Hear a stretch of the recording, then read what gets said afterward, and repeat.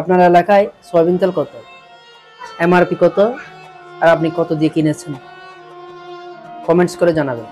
বাজারে তেল নাই, তেলের গোডাউন নদীতে ভাসতেছে, লাইটার জাহাজে, বিভিন্ন জাহাজে স্টক করা আছে।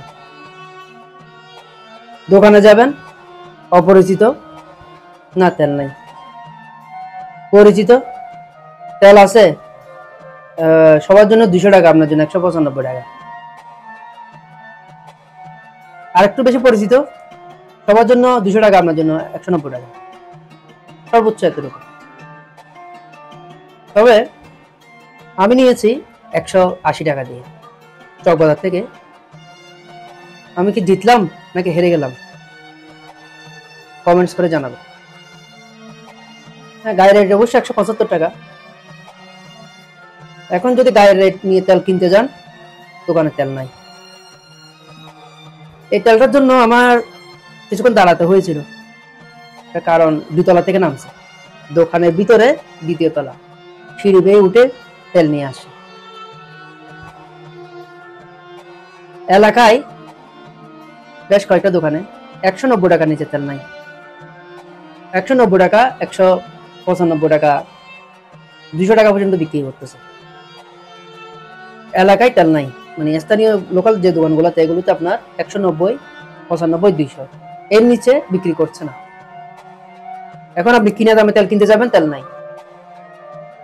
এখন প্রশ্ন হচ্ছে, ওদেরকে সাপ্লাই দিচ্ছে না, ওদেরকে এই যে পুষ্টি কোম্পানির ভিডিও একটা গত কিছুদিন আগে দিয়েছিলাম, এটা অনেকে দিয়েছে ফেসবুকে, অনেকগুলো আইটেম একসাথে নিলে তারপর তেল দিচ্ছে।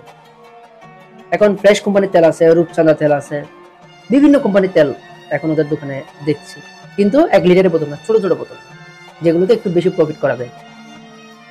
এটা হচ্ছে একটা বিষয়। দোকান যদি এভাবে শর্ত দিয়ে তেল দেয়, তাহলে তো দোকানদারের লস নাই। অন্য আইটেম কিনলে সেগুলো তো আর কম দামে বিক্রি করতে হচ্ছে না। বেশিরভাগ দোকানে গুদামজাত করা আছে। আমি চ্যালেঞ্জ করে বলতে পারবো, কেউ যদি আমার সাথে যোগাযোগ করেন, এরকম কয়েকটা দোকান দেখাই দিতে, আমি সরাসরি নিয়ে যেতে পারবো। ওদের দোকানের পাশে, পিছনে, আশেপাশে অনেকগুলো গোডাউন থাকে, এবং কি বাসা বাড়িতে ওরা তেল মজুত করে রাখছে। কাতুনগঞ্জের ব্যবসায়ী না, কাতুনগঞ্জ তো আছেই, বড় বড় ব্যবসায়ীরা তো আছেই, তারা তো এখন জাহাজ ভাড়া করে ফেলছে মাল গুদামজাত করে রাখার জন্য। গতকালকে তো সময় টেলিভিশনে দেখেছেন, বিভিন্ন নিউজে আসছে এটা। চট্টগ্রাম কোস্টগার্ড দাওয়া দিয়ে ওদেরকে তীরে পাঠাইছে, মজুত করতেছে কোথায়? কর্ণফুলী নদীর মাঝখানে, সমুদ্রের মাঝখানে গুদামজাত করতেছে। অবিশ্বাস্য একটা বিষয়, কিন্তু সম্ভব। আমাদের দেশের ব্যবসায়ীর দ্বারা সব সম্ভব। তেল নাই, সাপ্লাই নাই, এই কথাটা সম্পূর্ণ মিথ্যা এবং ভুয়া। এগুলো সব পরিকল্পিতভাবে সিন্ডিকেট করা, ব্যবসায়ীদের নার্ভের সাথে, ব্লাডের সাথে মিশে গেছে এগুলো। মানে কিরকম মিশছে আপনাকে একটা বলি। বৃষ্টি পড়তেছে না, বৃষ্টি পড়লে একটু একটু বৃষ্টি পড়ার সাথে রিক্সা ভাড়া কেমনে বেড়ে যায়। গরম পড়ছে আর কি, গরম পড়ার সাথে তরমুজ কিভাবে 300-400 টাকা হয়ে যায় প্রতি পিস, ছোট ছোট পিস পর্যন্ত। এগুলো হচ্ছে নার্ভের সাথে, ব্যবসায়ীদের নার্ভের সাথে, ব্লাডের সাথে এই দুর্নীতিগুলো মিশে গেছে। কারণ অনেকে বলবেন ভাই এগুলো ফেসবুকে বলে লাভ, আর কাকে বলবা? এই সচেতনতা, এই বিষয়গুলো যদি আমি তুলে ধরতেছি, আরেকজন তুলে ধরতেছি, এভাবে করে তো একটা সচেতনতা তৈরি হবে। এইভাবে করে তো জুলাই বিপ্লবটা হয়েছে। সব জায়গায় রন্ধে রন্ধে এই দুর্নীতি, সিন্ডিকেট, সব জায়গায়। সর্বশেষ একটা কথা বলি, 2 জন লোক গতকালকে আর আজকে আমাকে ইনফরমেশন দিয়েছে। একজন হালিশহরে কমিশনার সার্টিফিকেট আনতে গিয়েছে, তার থেকে 1,500 টাকা চাওয়া হয়েছে কমিশনার সার্টিফিকেটের জন্য, যেটার দাম মাত্র 21 টাকা কি 50 টাকা, সর্বোচ্চ 50 টাকা। এটার জন্য চাওয়া হচ্ছে 1500 টাকা। আজকে এক মুরব্বী খুব দুঃখ করে বলছে, কমিশনার অফিসে গেছে একটা ডেথ সার্টিফিকেটের জন্য, ওনার স্ত্রী মারা গেছে, এটা ডেথ সার্টিফিকেট লাগতেছে, ওনার ছেলে ভোটার হবে। ওই মুরব্বী অসুস্থ, ওনাকে 4 বার পাঠাইছে। এখান থেকে বলছে ডাক্তার থেকে প্রেসক্রিপশন নিয়ে আসেন, ডেথ সার্টিফিকেট নিয়ে আসেন, কিন্তু স্ত্রী মারা গেছে বাসায়, ডেথ সার্টিফিকেট কোথায় পাবো? ডাক্তারের কাছে গেলে বলে যে ডাক্তার বলে এটা কোন ধরনের কথা, আপনার স্ত্রী কি এখানে মারা গেছে, আপনি ওই কমিশনার অফিসে যান, অবশ্যই করে দিবে।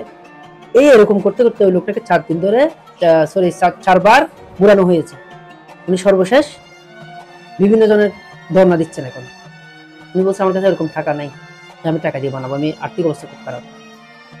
তুলে ধরলাম দেশের কথা। হয়তো বা 5ই আগস্টের আগে এই ধরনের ভিডিও কথাবার্তা বললে বা কোনো কিছু প্রতিবাদ করলে অ্যারেস্ট হওয়ার, গুন্ডা পান্ডা দিয়ে মার খাওয়ানোর সম্ভাবনা ছিল। যদিও ওই সময়ও ভয় পাই নাই, এখন তো ভয় পাওয়ার প্রশ্নই আসে না। একটা ছেলে একটা মেয়ের ওড়না নিয়ে কথা বলেছে, মেয়েটি গিয়ে মামলা করেছে, ছেলেটাকে সাথে সাথে গ্রেপ্তার করা হয়েছে। 5ই আগস্টের আগে এটা কল্পনা করা যায়? ছেলেটা ছাত্রলীগের। 5ই আগস্টের আগে ছাত্রলীগের কোন ছেলের বিরুদ্ধে আপনি মামলা করতে যাবেন, আপনার অস্তিত্ব থাকবে? ওই মেয়েটার অস্তিত্ব থাকতো? যেখানে নোয়াখালীতে দানের শীষে ভোট দেওয়ার কারণে নারীকে গণধর্ষণ করা হয়েছিল, মনে আছে আপনাদের সেই দৃশ্য? সেখানে আজকে কথা বলতে পারতেছি, দ্রব্যমূল্য সবকিছু নিয়ন্ত্রণে আছে, বিদ্যুৎ রমজানের মধ্যে এই ইফতারের সময়, সেহরির সময় বিদ্যুৎ যাচ্ছে না। এটা আমাদের অনেক পরিবর্তন হয়েছে,